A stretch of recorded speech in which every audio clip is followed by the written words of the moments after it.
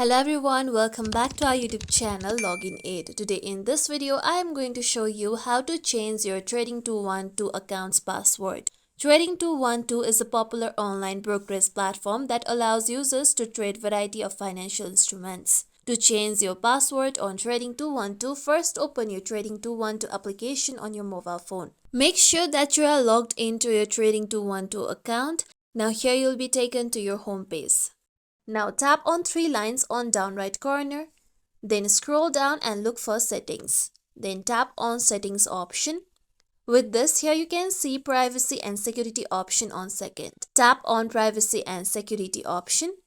Now you can see change password option on third. Tap on change password. To change your password, you need to first enter your current password on the given box. Make sure it is your correct password. After this, you need to enter your new password. Now make sure your new password contains 7 characters, 1 number, 1 uppercase letter and 1 lowercase letter. After you do so, tap on save option.